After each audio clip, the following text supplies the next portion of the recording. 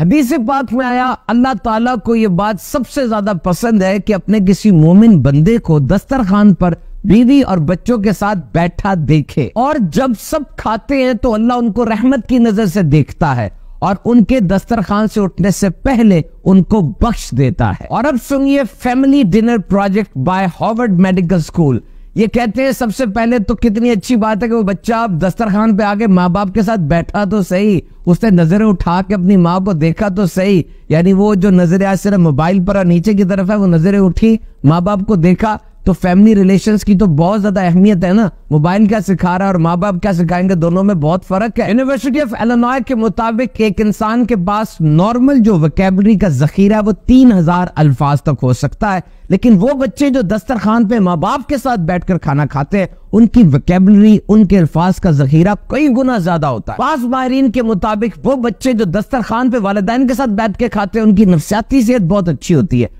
پڑھائی میں کارکردگی زیادہ ہوتی ہے، گریڈز اچھے آتے ہیں، ان کے چہرے کی کیفیت کو دیکھ کر ان کے جذبات کا، ان کے اندر جو گزر رہی ہے، چہرے پر جو نشان وغیرہ پڑا ہے، بچوں کی کیفیت جسمانی نفسیاتی کا والدین کو اچھے سے اندازہ ہو جاتا ہے۔ اور پھر دسترخوان پر عام طور پہ گھر کا پکا ہوا کھانا ہوتا ہے، باہر والے صفائی ستھرائی کا اتنا خیال نہیں رکھتے، ماں تو اپنے بچوں کے لیے پکائے تو دھنیا بھی دھو کر ڈالتی ہے، اور جب یہ سب بیٹھتے ہیں ایک ہولسم نیوٹریشس ڈنر کھاتے ہیں تو بڑا ہی لطف آتا ہے۔ ہاں، اس بات کا خیال رکھا جائے کہ بالکل خاموشی نہ اختیار کریں بلکہ بچوں کے ساتھ انٹریکشن کریں، ٹی وی وغیرہ بھی اس کا نہ لگا ہو بلکہ بچوں کو کھل کے بولنے کا موقع دیا جائے، ماں باپ ان سے سوال کریں اور پھر اس چیز کو پراپرلی پروسیس کریں۔ منیسوٹا کے 5000 نوجوانوں پر کی گئی تحقیق کے مطابق فیملی ڈنرز اور فیملی لنچ کرنے والے نوجوانوں کے اندر خودکشی کا رجحان بہت کم دیکھا گیا۔ یہ نوجوان نشہ بھی کم استعمال کرتے تھے اور ان کی فزیکل اسپرچول ڈیولپمنٹ بھی اچھی ہوئی۔ ہاتھ سے کھانا سنت ہے،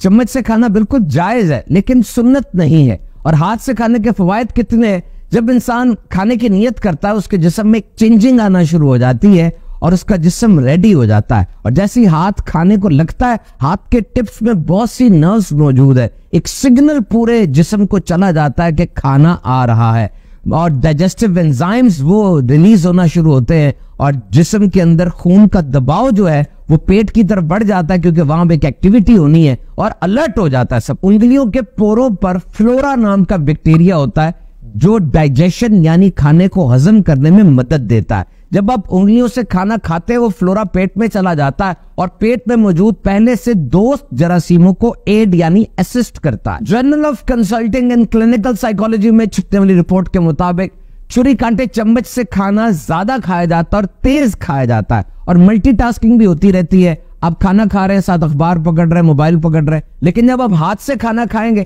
تو ہاتھوں پہ تو کھانا لگ گیا، اب آپ کوئی اور کام نہیں کر سکیں گے، سارا فوکس کھانے پر ہوگا اور مائنڈ فل ایٹنگ آپ کریں گے۔ اس فوکس کے ساتھ آپ اعتدال بھی باقی رکھ سکتے ہیں اور کھانے کی کوانٹٹی پر کنٹرول بھی آپ کا رہ سکتا ہے۔ ہاتھ سے کھانا ہاتھوں کی انگلیوں کی ایکسرسائز بھی ہے، اس سے بلڈ سرکولیشن بھی بڑی ریگولیٹ ہوتی ہے۔ ہاتھ سے کھانا سینس آف فلنس پیدا کرتا ہے، یعنی ایک احساس پیدا ہوتا ہے کہ میں نے کھانا کھا لیا، کیونکہ ایک آرگن آف باڈی جسم کا ایک عضو انگلیاں ہاتھ وہ ڈائریکٹلی کھانے میں انوالو۔ ہاتھوں کو انسان دن میں کئی بار دھو لیتا ہے لیکن عام طور پہ چمچ کو اتنی بار دھویا نہیں جاتا، بالخصوص اگر باہر کہیں کی آپ بات کریں تو اگر انسان پراپرلی سنت کے مطابق کھانا کھاتا ہے یعنی ہاتھوں کو پہلے اچھی طرح دھو لیتا ہے اور کلی کر لیتا ہے، کھانے کی دعا پڑھ لیتا ہے تو بے شمار برکتیں اس کو ملتی ہیں۔ کھانے کے بعد لکڑی یا تنکے سے خلال کرنا سنت ہے، ٹوتھ پک، فلاسنگ جو دانتوں کو صاف کرتے ہیں۔ ایک ریسرچ کے مطابق you can not wash one side of the dish,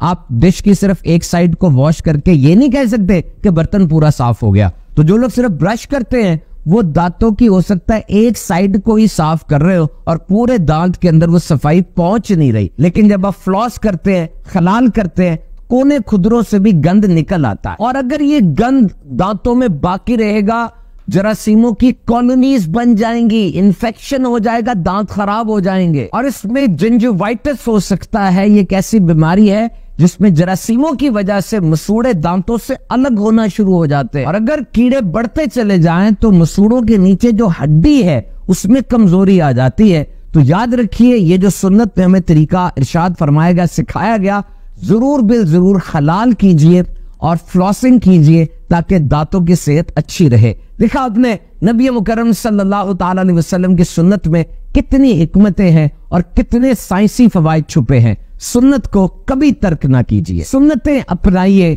دنیا اور آخرت کی بے شمار سعادتیں حاصل کیجیے۔